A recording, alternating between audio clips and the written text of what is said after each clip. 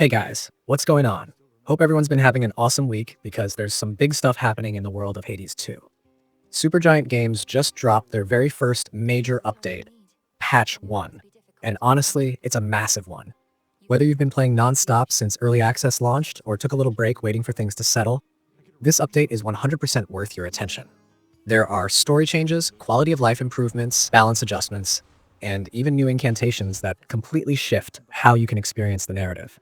It feels like the game just got a real step closer to its final form. So, what you're seeing in this video is my expanded and detailed version of the game patch notes. I've gone through everything, tested a bunch of it, and I want to walk you through what really matters. Not just what's on the surface, but how it actually feels in the game. First off, let's talk about the big thing everyone's been wondering about, the ending. A lot of players finished Hades 2, got to that final sequence, and kind of felt like something was missing. It wasn't bad, but it felt like a setup rather than a full resolution. Well, that's been addressed in this patch in a major way. Supergiant didn't just tweak a line or two, they added new sequences, changed how some of the late game events play out, and generally gave that entire section more emotional weight. Without spoiling anything, it feels like a much more satisfying resolution now. You get more context, more character depth, and a few little moments that make the whole journey feel worthwhile. If you've already finished the game, it's 100% worth revisiting. And the best part? They've actually added a brand new feature that lets you replay story moments without resetting your entire save. It's called the return incantation. You unlock it at the cauldron, and it basically lets you roll back to an earlier part of the story. You can re-experience the narrative arc, the true ending, or specific late game events, but you don't lose your progress or your unlocks. It's like being able to rewind your story, but in a lore-friendly way that actually makes sense within the world. It's a really smart addition because it respects your time while still letting you enjoy those big emotional beats again. Another big improvement that might not sound flashy at first but makes a huge difference is how they've changed the way prophecies progress. Before this patch, a lot of people were getting stuck on character-based prophecies or epilogue requirements that took way too long to trigger. Sometimes you do everything right, talk to everyone you could, and the game just wouldn't move forward. Well, now those triggers have been reprioritized. Some dialogue requirements were lowered, and progression feels much more natural. It's faster, smoother, and overall, just feels like less of a grind. You'll start to see payoffs and story developments happen more consistently, instead of waiting through dozens of runs for a small change. Speaking of runs, the Crossroads, the game's hub area, got some love too. The kudos economy has been rebalanced, and it's such a relief. A lot of the decorative items used to cost a ridiculous number of kudos, which made unlocking the cool stuff feel like a chore. Now, prices are more reasonable, and to top it off, if you already spent kudos before this patch, the game actually refunds the difference. That's such a super giant move. Very player-friendly and generous. There's even a few new pieces of music you can unlock through the music maker, including a new chaos track that sounds absolutely haunting in the best way. Let's shift into some of the gameplay and balance stuff because there's plenty to unpack there.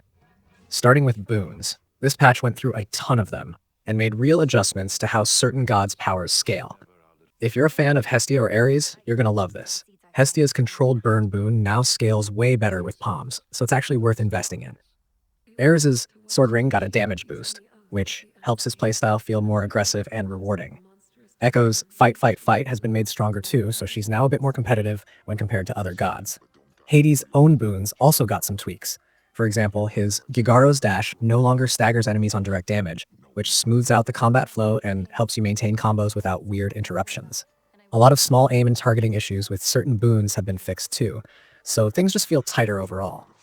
Now, one of the coolest changes that kind of flew under the radar, Yarn of Ariadne now boosts your chance of finding duo boons again, just like it did back in the first Hades.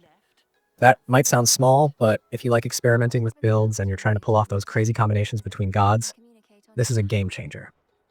Duo boons are such a core part of what makes Hades combat fun and replayable, and this makes it easier to chase those synergies intentionally instead of relying purely on luck. On top of that, the Mist Veil item now restores magic lost from any source, not just Omega moves. It's a small quality of life improvement, but it makes the entire resource system feel less punishing and gives you more flexibility in your runs. Boss fights and enemy encounters also saw a wave of refinements. Hecate's flame hitboxes were adjusted, making that fight a little more fair and less frustrating. Phantoms drain less life now, which helps balance the mid-run difficulty spikes. Heracles had some hitbox cleanups too, which make that battle feel less chaotic in the wrong way. Oh, and Nemesis. She can't appear more than once per night in the underworld anymore. That'll save a few players some frustration, because as cool as Nemesis is, seeing her multiple times in a single night was getting a bit old. Weapon aspects and Daedalus hammer upgrades got tuned as well.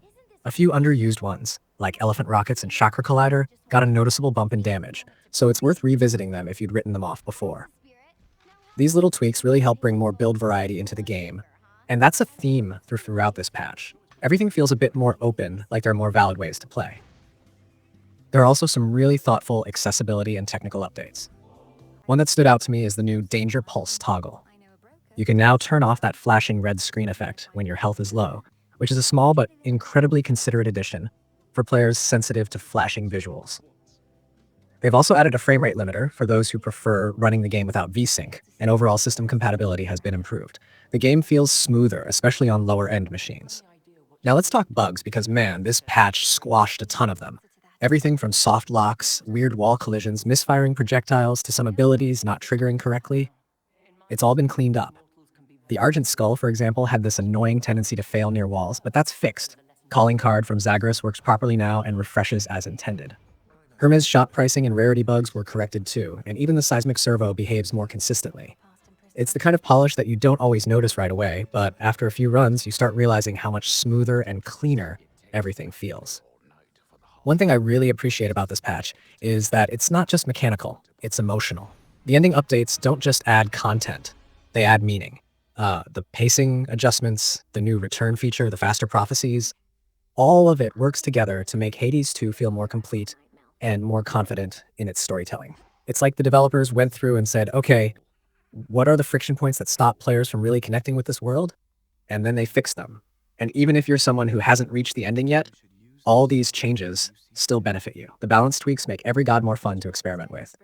The refunded kudos and new music make the hub feel fresh again. The boss fights are fairer, the runs flow smoother, and overall, the game just feels more cohesive. If you've been away from Hades 2 for a while, now is a fantastic time to come back. Load up your save, check the cauldron for that new return incantation, and then take a minute to explore the crossroads. You'll notice the difference right away.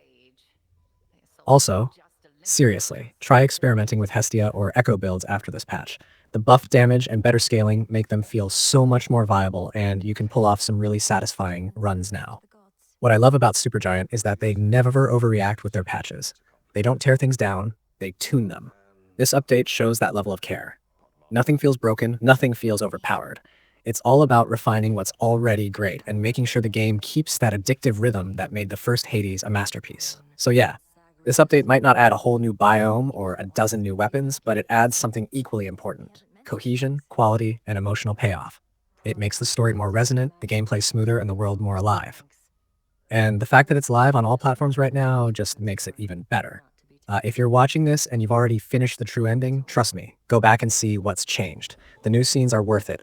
If you're still mid-run, you're in for a smoother experience from start to finish. Either way, this patch feels like a statement that Hades 2 is growing in all the right ways, and that the best is still to come. That's my full breakdown and experience with the update, and honestly, it's left me even more excited for what comes next. Supergiant's attention to detail is unmatched, and if this is what their first major patch looks like, the next one's going to be incredible.